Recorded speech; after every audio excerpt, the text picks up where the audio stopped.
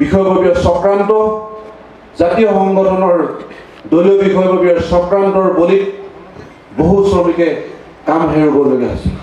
আমি দুখ অনুভৱ কৰিছোঁ। সেই ক্ষেত্ৰত সেই সময়ত সদৌ অসম অট'মোবাইল শ্ৰমিক ইউনিয়নে আপোনালোক যি ধৰণেৰে সহায় সহযোগিতা আগবঢ়াব লাগিছিল ঠিক তেনেধৰণে আমি সহায় সহযোগিতা আগবঢ়াব নোৱাৰিলোঁ।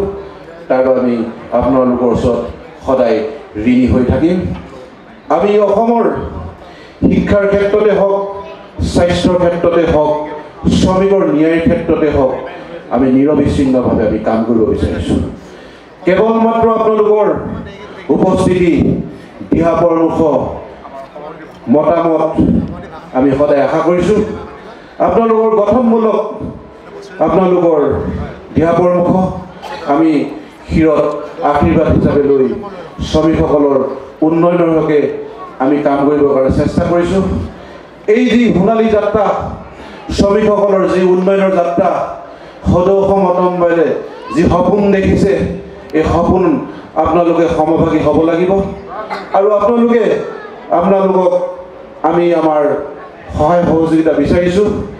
আমি সদায় আমি কাম কৰিব চেষ্টা কৰিছোঁ। কেৱল আমি সংগঠিত শ্ৰমিকসকলৰ মাজত সীমাবদ্ধ হৈ থাকিব বিচৰা নাই। আমি অসংগঠিত শ্ৰমিকসকলৰ ভিতৰতো আমি কাম কৰিছোঁ। কিছুদিনৰ পূৰ্বেই যিটো চিকিউৰিটি এজেঞ্চিৰ শ্ৰমিকসকলৰ সমস্যা, মিৰ্জা শ্ৰমিকসকলৰ সমস্যা, পদাৰ কাৰোলৰ সমস্যা, তিনিচুকীয়া জিলাৰ সমস্যা আৰু বিভিন্ন জিলাত সমস্যাই জৰ্জৰিত হৈ আছে। শিক্ষাৰ ক্ষেত্ৰতে সমস্যা আছে, বেলতলা ESIC হস্পিটেলৰ ক্ষেত্ৰতে সমস্যা আছে। এই সমস্যাখিনি আমি সমাধান কৰিব লাগিব। আপোনালোকে আমাক আগুৱাই নিয়াত আপোনালোকৰ উপস্থিতি আমি কামনা কৰিছোঁ। যেতিয়া আপোনালোকৰ উপস্থিতি, দিহা পৰামৰ্শ আমাৰ সাহসৰ প্ৰেৰণা হয়। যদি আপোনালোকৰ উপস্থিতি, দিহা পৰামৰ্শ যদি আপোনালোকক নিদিয়ে, তেতিয়াহ'লে আমি অনাগত দিনত কাম কৰা যিটো মানসিকতা, যি শক্তি কিছু হ্ৰাস পায়। গতিকে মই সকলোকে অনুৰোধ জনাইছোঁ, সদৌ অসম অট'মোবাইল শ্ৰমিক ইউনিয়নে যি ধৰণে সজাগতা সভা অসমৰ বিভিন্ন জিলাত, বিভিন্ন প্ৰান্তত যি ধৰণে আয়োজিত কৰিছে, আপোনালোকে সংগঠিত শ্ৰমিকৰ ক্ষেত্ৰতে হওক, অসংগঠিত শ্ৰমিকৰ ক্ষেত্ৰতে হওক আপোনালোকে সহায় সহযোগিতা কৰিব।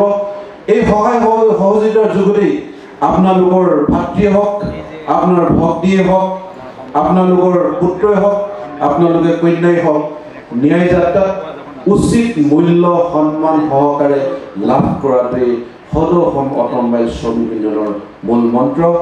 গতিকে সদৌ অসম অট'মোবাইল শ্ৰমিক ইউনিয়নে অনাগত দিনত শ্ৰমিকসকলৰ উন্নয়নৰ হকে কাম কৰিব।